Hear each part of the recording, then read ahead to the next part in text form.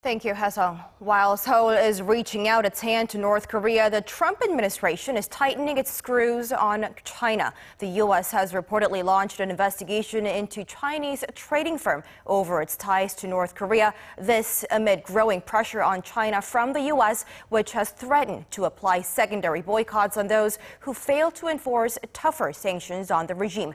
Our Joonhee with the report. The Japanese daily Yomiuri Shimbun is reporting that Washington is investigating a Chinese trading firm for its suspected links to North Korea.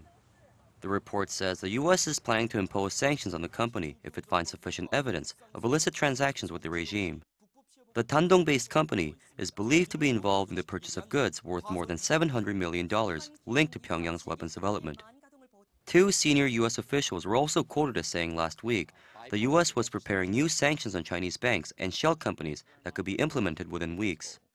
President Trump and his top aides have signaled growing frustration at China's perceived inability to leverage its considerable influence over North Korea to curb the regime's nuclear and missile ambitions.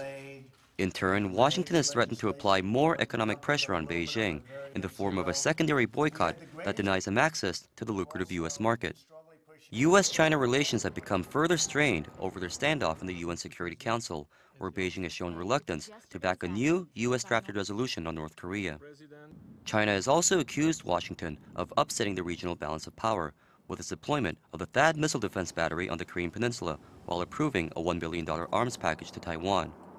The U.S. could sanction more Chinese financial institutions and trading firms in the coming weeks, with President Trump having shared a potential blacklist of more than 10 companies with Chinese President Xi Jinping during their summit in April. Washington has already frozen the assets of two Chinese nationals and a trading firm in a decision last month over the suspected business ties to North Korea. Joonhee, Arirang News.